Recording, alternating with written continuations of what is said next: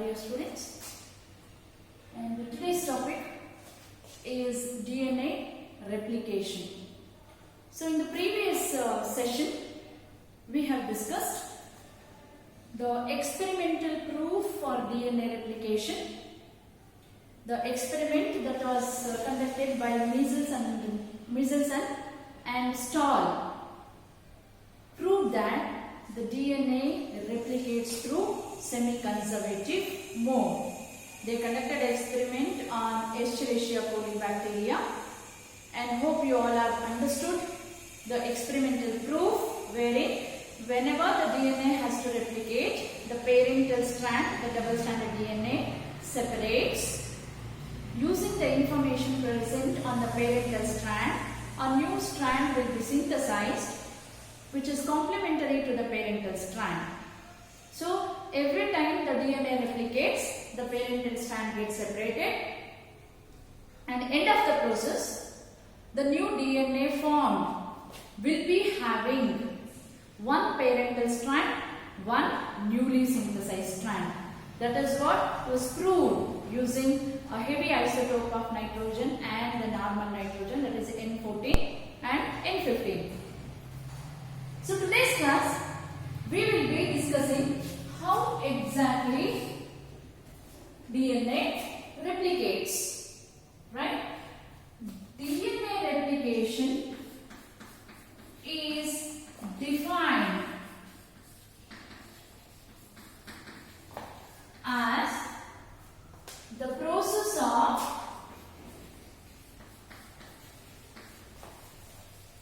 synthesis of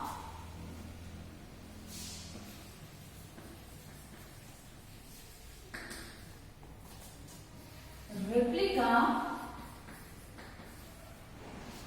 of a DNA. Replica, the exact copy. The process of synthesis of replica of a DNA, or the process of synthesis of new DNA using information present on the parental DNA to produce an exact copies of the parental DNA is called DNA replication. So in other words, you can define it as process of synthesis of new DNA copies using information present on parental DNA and the newly synthesized DNA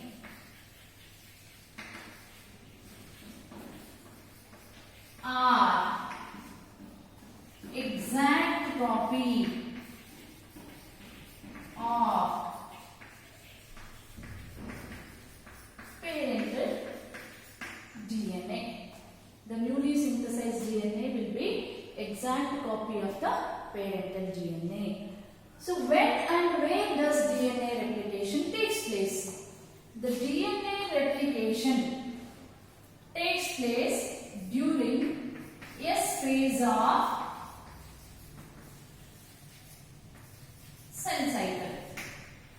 The DNA replication takes place during S phase of cell cycle. That is in case of eukaryotic organisms where mitosis is seen. Whereas we have discussed a process called amitosis also. Amitosis, there is no spindle formation.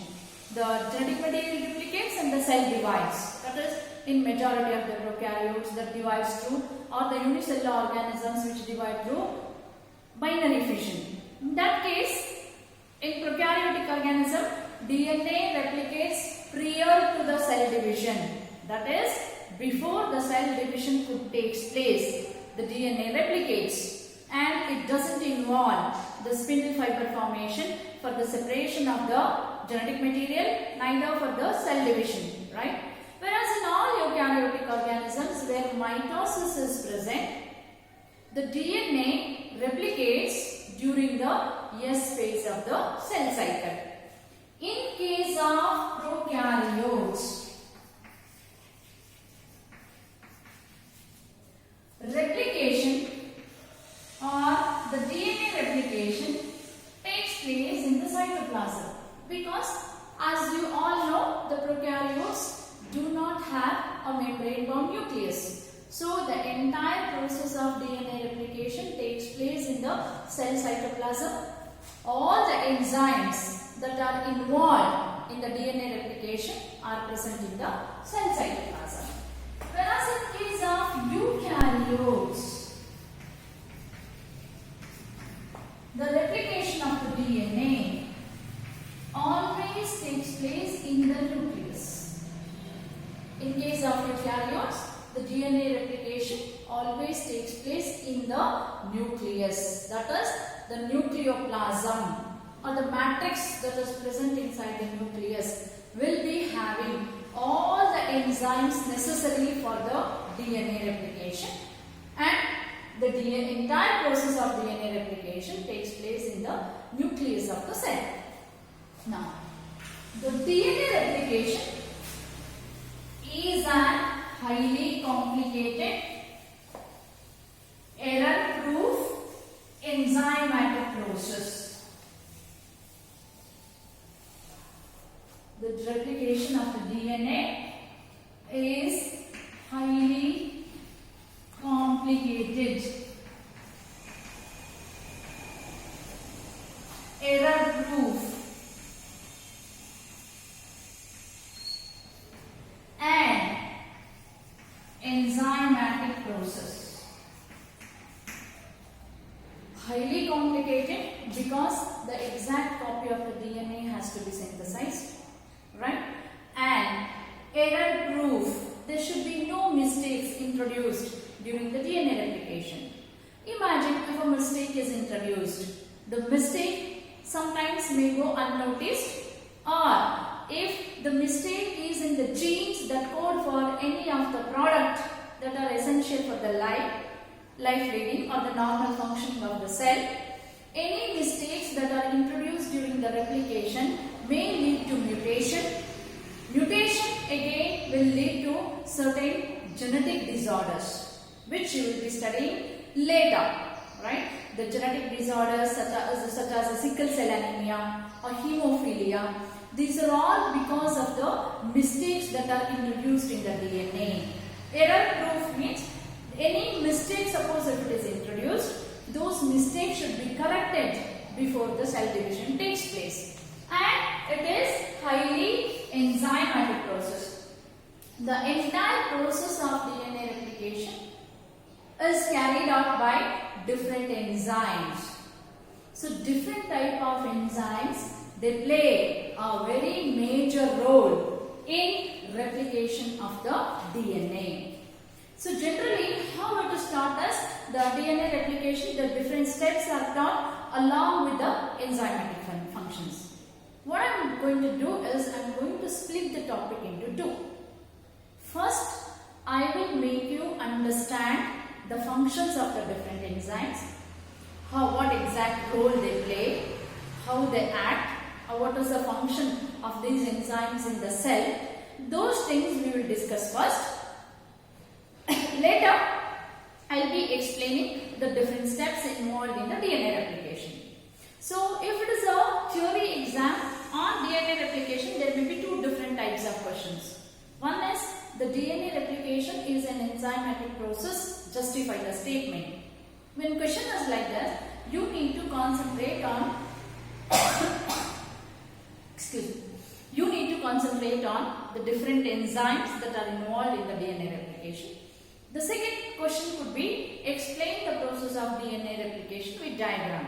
When question is explain the process of DNA, you will go on explaining the different steps only by mentioning the name of the enzyme. So you will not discuss in detail about the enzyme name. So what I am going to do is, in this session, I will be discussing the different enzymes that are involved in the replication process. The next session, we will discuss DNA replication in detail. So let us see that. So the enzymes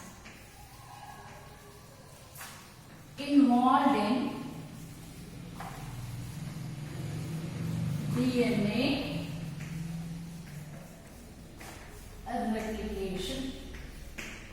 So, before actually going into the topic, let me explain you what exactly happens during the DNA replication. So, we all have studied the DNA structure.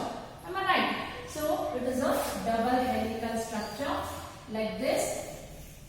The two strands of DNA are anti-parallel to each other. They are held together by hydrogen bond formation we have discussed. Right? So, what exactly should happen during the DNA replication?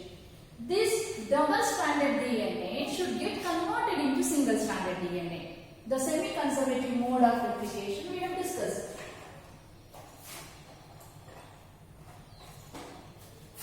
So, what happens? The double-stranded DNA should get separated like this. For the separation of these two strands of DNA, hydrogen bonds that are present between the nitrogen bases should be broken, isn't it? So, by breaking the hydrogen bonds, the double-stranded DNA for a short distance, entire DNA will not get separated into single strand, right? For a short distance, the double-stranded DNA should get converted into single-stranded. Now, imagine you have certain base pairs here, A, T, G, C, C, G, T, A. Like this, the base pairs are present.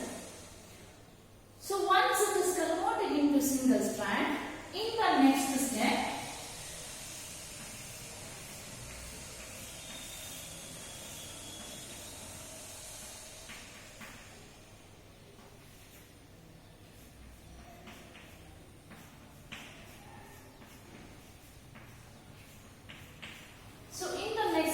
what should happen? Another enzyme should come. Another enzyme should read these sequences present on the parental DNA strand, should pick up deoxyribonucleotides that are present in the cytoplasm if it is a prokaryote, or in the nucleus if it is a eukaryotic organism. So, an enzyme should come. It should read the information present here, or it will read the information present here. It is not exactly a reading process. I will be explaining later. So it goes on adding randomly. It goes on adding nucleotides randomly. If they are complementary, the base pairing takes place. If they are not complementary, it is removed and replaced. Like that, the process. So an enzyme should bind here, and it should go on adding complementary nucleotides for both the strands. That is, whenever a thymine comes, opposite to thymine, adenine. Cytosine, guanine. Cytosine, thymine. Like this. Once this length is completed, it will rewind. That is, it again, not rewind. Once this length is completed, then the opening of the strand continues. Like this, the DNA gets separated further. It goes on continuing like that. Right? And ultimately, when entire DNA is copied, two strands of DNA will be synthesized like this, right? So, what exactly you have to understand? You have a double-stranded DNA. It should get separated. After getting separated, they should be stabilized. Then, one more enzyme will come. It will pick up the nucleotides. Then, go on adding the complementary nucleotide to the parental strand. Like that, both the strands will be copied. And throughout the process, different enzymes are involved. Right? The first enzyme that we are going to discuss is, the first enzyme is helicase. Helicase enzyme is also called unwindase. Helicase enzyme is also called unwindase, and this is the enzyme that breaks hydrogen bonds present between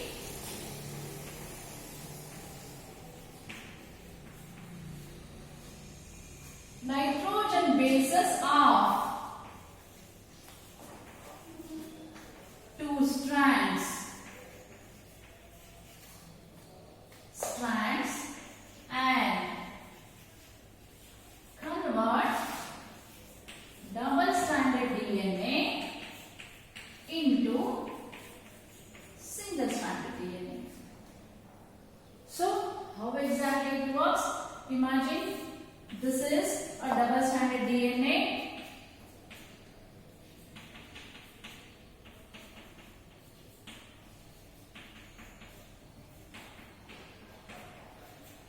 the nitrogen bases are held together like this.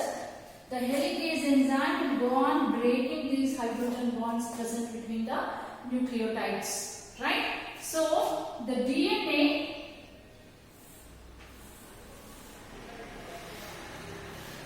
if the enzyme acts here, the DNA which was double stranded gets converted into single stranded form. Here again the double stranded side. As I mentioned earlier, only short distance of DNA will be exposed initially for the replication process. Not the entire DNA is converted into single strand. Getting my point, right? So it binds to a specific region on the DNA, which we will be discussing later. The region is called as origin of replication. After binding to the origin of replication, it goes on breaking the hydrogen bonds present between the two nitrogen bases of two strands, and for a short distance, double stranded DNA will be converted into single stranded DNA. Helicase is an energy dependent enzyme.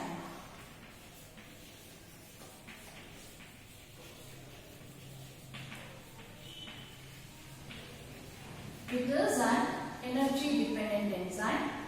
It uses energy in the form of ATP to convert double stranded DNA into single strand.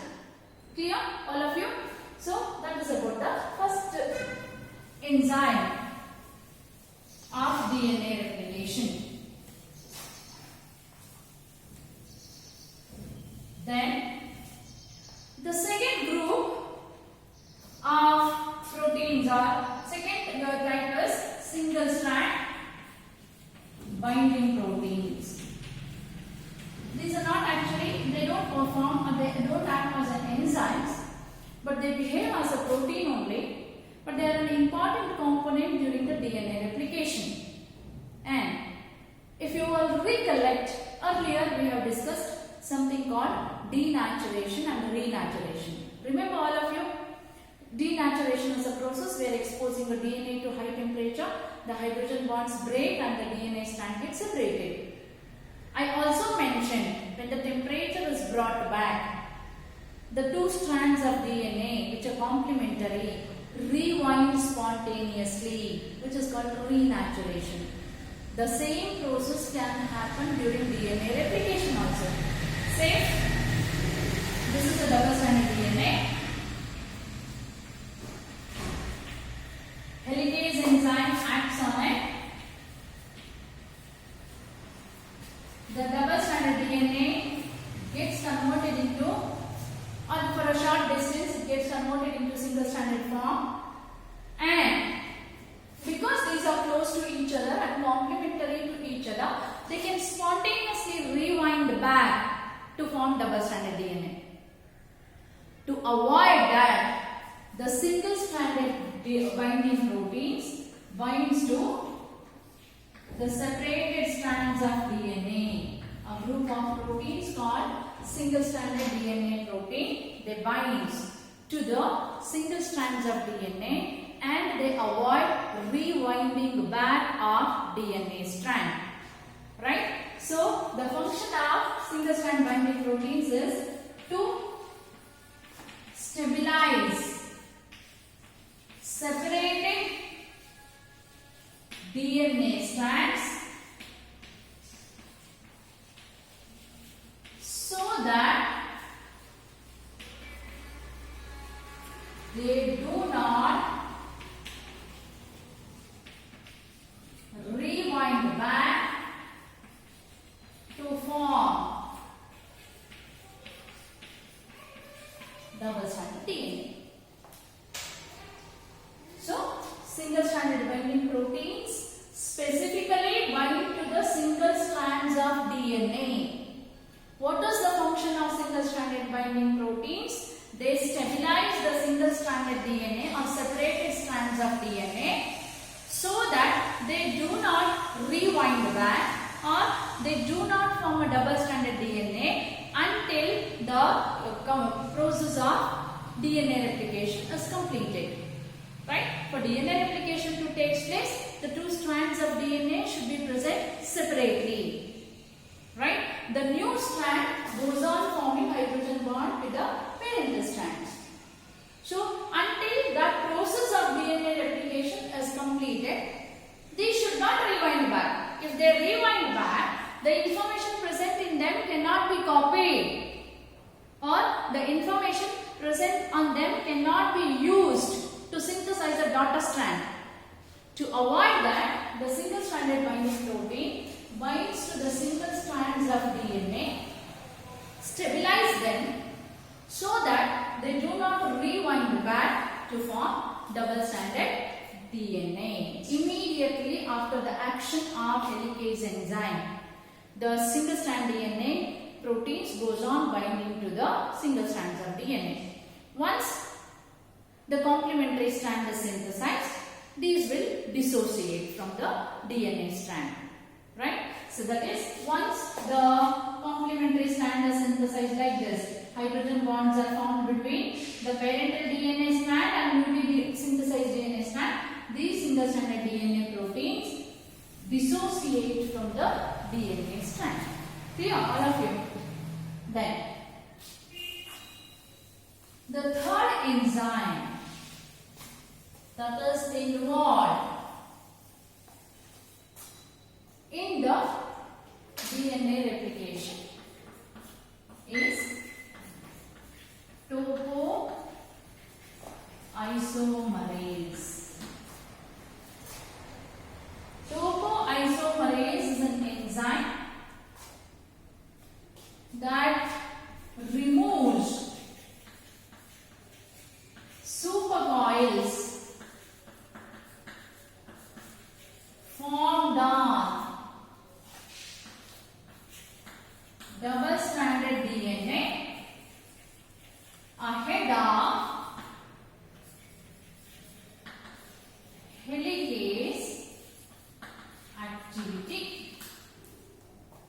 To remove the supercoils formed on the double-stranded DNA ahead of helicase activity, the function of topoisomerase is. So, topoisomerase in prokaryotes is called gyrase. Topoisomerase in prokaryotes is called gyrase. So we call this enzyme as topoisomerase in case of eukaryotes. The same enzyme in prokaryotes is called gyrase. Now, to understand the function of this enzyme, you need to understand what are supercoils first. Right? Now, I'll give you an example. I have two ropes with me. I'll select two of you from the classroom. And one person will be standing this side and one person will be standing opposite side. I'll ask you to twist those ropes around one another. Getting my point? The ropes are twisted around one another. You will go on twisting until you get as many coils as possible. Getting my point? That is how the DNA is.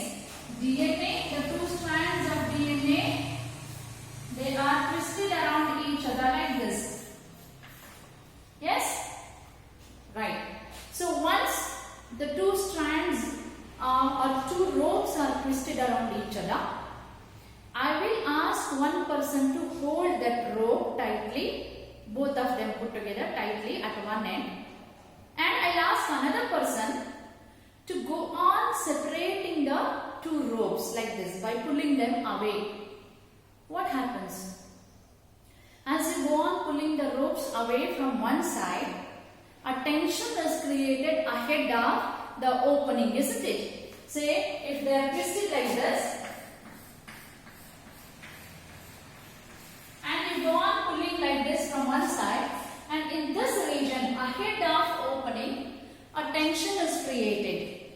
The coils become more tightened, isn't it? They become more tight, more tight. You still put an effort and go on pulling them away from each other. What happens? The rope starts coiling around itself. Yes? If you don't understand, you can try it at home. what you do, two people can stand opposite to each other. Take two ropes and first you coil them around each other. One person will be holding it tightly in one hand. The other person goes on trying to separate the ropes by pulling away each other. You will not rotate in anti-clockwise. Say when you are rotating in clockwise, if you go on rotating in anti-clockwise, they go on getting separated. That's not an issue. What I do, you go on, you will pull the ropes away from each other like this. When you start doing this, what happens? A head of opening, a pressure is created. To overcome that pressure, the rope starts coiling around itself. And those coils are called supercoils. The same thing happens in the DNA when helicase is acting on the DNA. Say helicase, as I mentioned, it will bind to the, say somewhere, imagine it has bound like somewhere here, this is the helicase enzyme, and it will go on opening the DNA strand by breaking the hydrogen bonds. As the helicase move ahead, in front of helicase activity, a tension is created, the DNA starts coiling around itself. And those coils are called supercoils.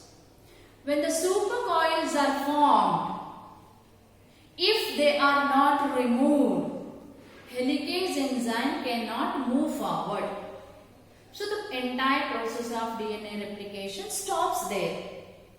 To avoid that, the topoisomerase enzyme comes into action, and topoisomerase enzyme always move ahead of helicase enzyme. Say if this is helicase enzyme, topoisomerase will be in front of helicase enzyme. And wherever the supercoils are formed, or whenever the supercoils are formed, it creates a single stranded nick. Create single strand nick, that is break, creates a single strand nick or breaks the single strand of DNA, binds to it, it rotates the DNA anti-clockwise, and once the supercoils are removed, it will reseal back. Getting my point? Say if the supercoils are formed here, the topoisomerase will bind here, it will rotate the DNA anti-clockwise until the pressure is released or until the supercoils are removed. Once the supercoils are removed, this nick or the break that is created will be resealed back. Getting? Say, in competitive exam there could be a question. Name the enzyme that create a single strand nick and reseal it back. That is always topoisomerase enzyme. Why does topoisomerase do so? The topoisomerase do so in order to remove the supercoils that are formed due to the activity of helicase enzyme. The same topoisomerase enzyme in case of prokaryotes is called gyrase. Clear all of you? Then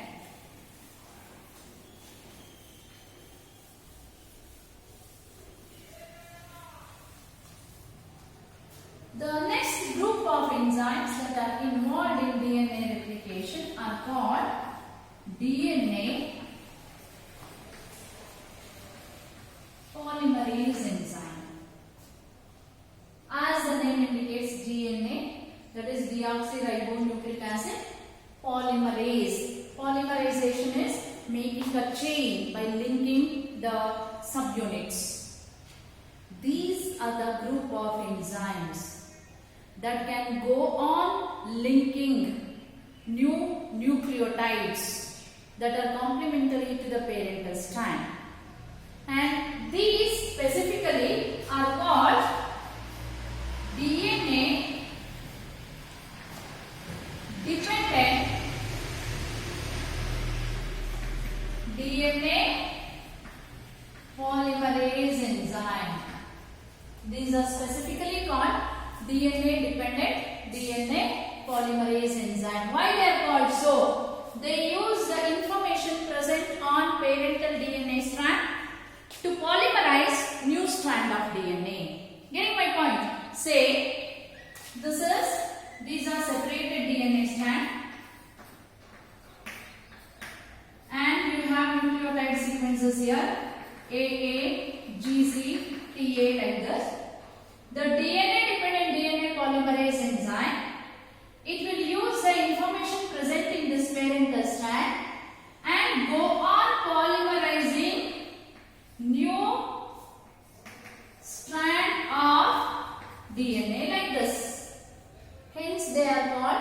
DNA dependent DNA polymerase enzyme.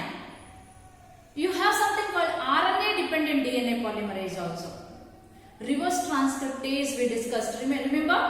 Reversal of central dogma.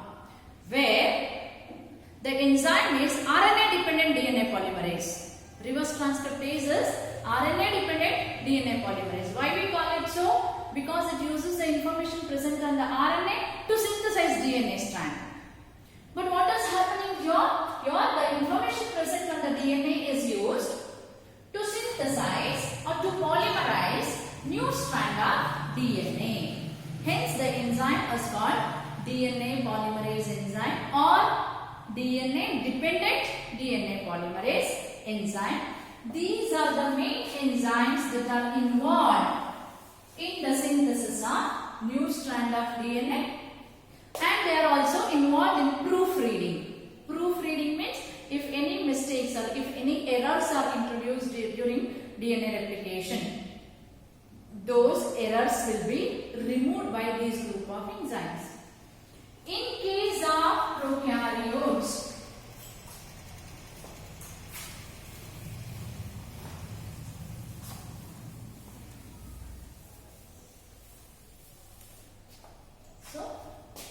DNA polymerases we are discussing.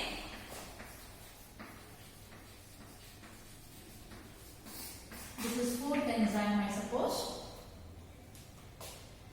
In case of prokaryotes,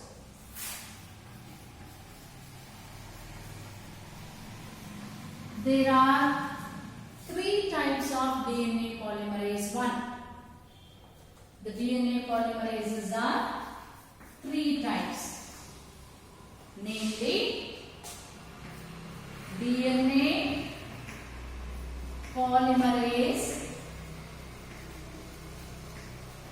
1,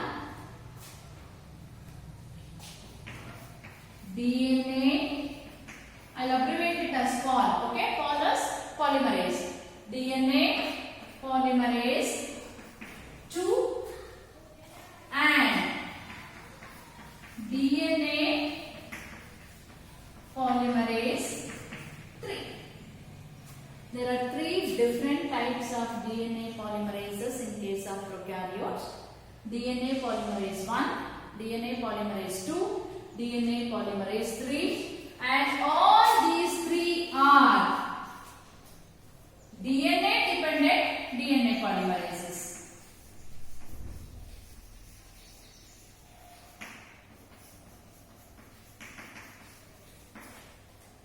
All the three are DNA dependent DNA polymerase enzymes. They can join the different nucleotides by creating phosphodiester linkage. Okay? They can join the different nucleotides by creating phosphodiester linkage to form a new chain of DNA, for which they require a parental strand. So using the information present on the parental strand, a complementary new daughter strand will be synthesized by using DNA polymerase enzyme. So this DNA polymerase 1 is also called Corenberg unit. Important. The DNA polymerase 1 is also called Corenberg unit, named after the discoverer. And this enzyme can add around 50 nucleotides per minute. It can add around 50 nucleotides per minute, and it carry out polymerization in only one direction. That is, it can synthesize new DNA in only one direction, that is 5' to 3'. Beginning from the 5', moving towards the 3'. As I have mentioned earlier, a 3' hydroxyl group is essential to add new nucleotides, right? Then the second one, the second one, DNA polymerase 2 can add around 1000 nucleotides. So this is not per minute, this is per second. Nucleotides per second. And for second enzyme also, this is first enzyme, second enzyme. The second enzyme also can carry out polymerization in 5' to 3' direction. They can carry out synthesis of new strand in only one direction, that is beginning from the 5' moving towards the 3'. Then the DNA polymerase 3 can add around 2000 nucleotides per second. It can add around 2000 nucleotides per second during DNA replication. Imagine how fast the process is. Around 2000 nucleotides are added per second. It can also carry out the synthesis in only one direction, that is 5' to 3' direction.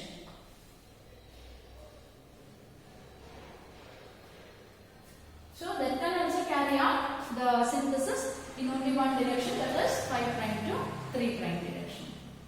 Right? Since DNA polymerase 3 can carry out the polymerization function at a very fast rate, and DNA need to be replicated at a fast rate, the DNA polymerase 3 is the main enzyme that is involved in the replication process. Since it can add around 2000 nucleotides per second and DNA replication should be completed very quickly, DNA polymerase 3 is the main enzyme that is involved in the polymerization process. Now you may ask me, ma'am, what is the use of polymerase 1 and polymerase 2? Polymerase 1 and polymerase 2 are also considered as repair enzymes. They remove any wrong nucleotides inserted and they replace it with the right type of nucleotides. And apart from that, the polymerase 1 enzyme is also involved in removal of primers during replication. It is also involved in the removal and replacement of the primers during the DNA replication. This sentence you remember. Later, while explaining the DNA synthesis, I will be explaining what exactly primers are. Or while explaining the next enzyme, primase enzyme, I will explain you what primers are. So, polymerase 1 is involved in removal and replacement of the primers. It is also a repair enzyme.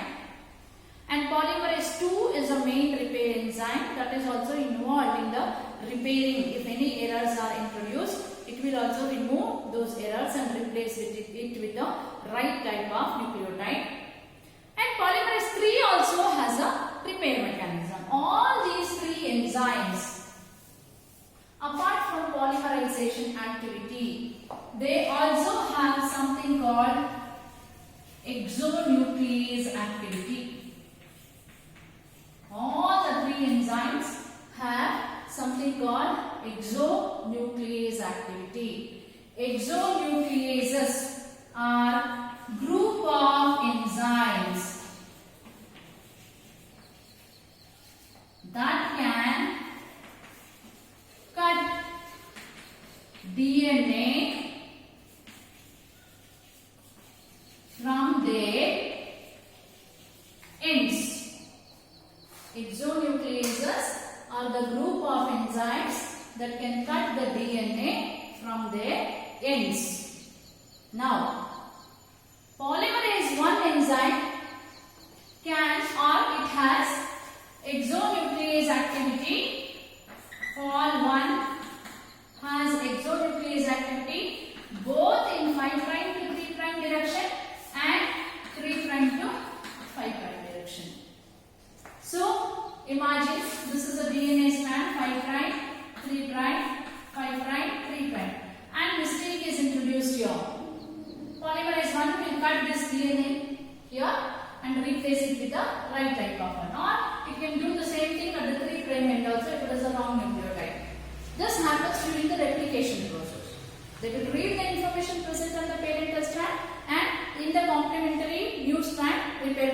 will be done. Whereas Pol 2 has exonuclease activity only one direction, that is 5 prime, 3 prime to 5 prime. That is, it can cut the DNA only at the 3 prime end, moving towards the 5 prime. And Pol 3 also has exonuclease activity in only one direction, that is 3 prime to 5 prime. These questions may appear either in NEET exam or KVPY exam if you are trying, right?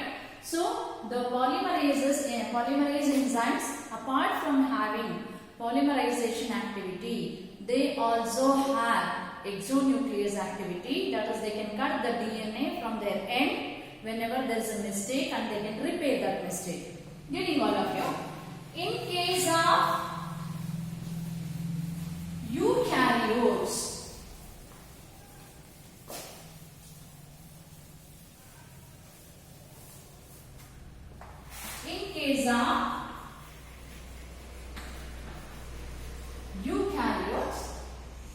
there are 5 types of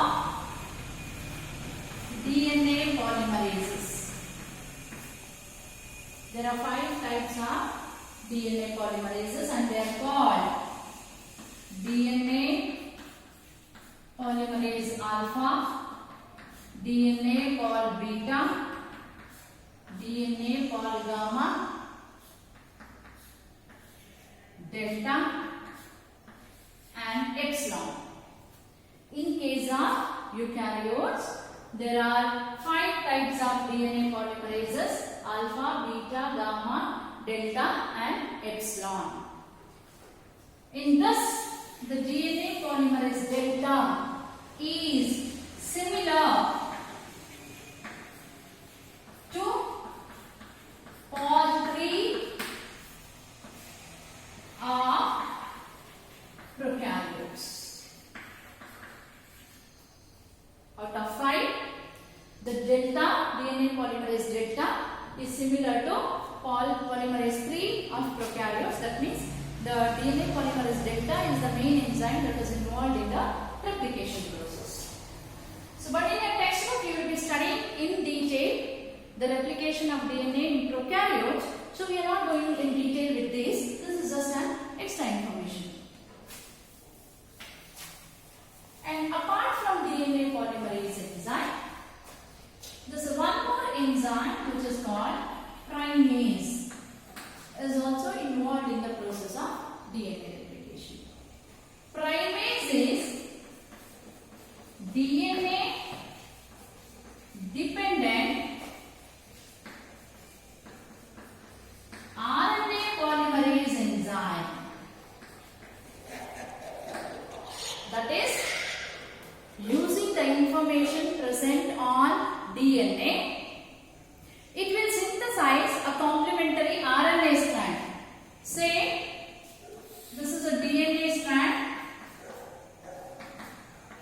The primase enzyme will read this information and synthesizes RNA strand through complementary base pairing. Only thing is, wherever thymine comes in place of thymine, opposite to adenine, instead of thymine, uracil will be added. Right? So, primase is a DNA dependent RNA polymerase. Now, you may wonder, ma'am, this is DNA replication, why RNA polymerase is required? Or why RNA strand is required? For that, you need to understand the functioning of the DNA polymerase enzyme. DNA polymerase enzyme, as I mentioned, is an enzyme that uses the information present on the DNA and can synthesize new daughter strand of DNA. All DNA polymerase enzymes, whether it's a polymerase 1, polymerase 2 or polymerase 3, they have limitation. They have certain limitations. The first limitation is that they carry out polymerization activity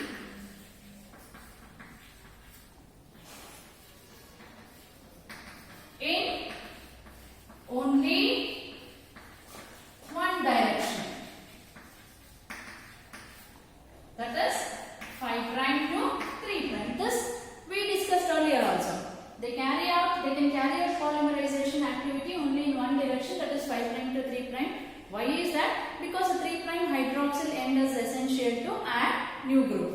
That is, if I write the DNA strand like this is 1, 2, 3, 4, fifth one. And you have second one, a nitrogen base. The phosphate group on the fifth carbon atom attached to third. Now here 3' hydroxyl end is free, the other end 5' is free. A new nucleotide can be added only to this region but not to this region. That means synthesis should begin from 5', it always move towards the 3' region.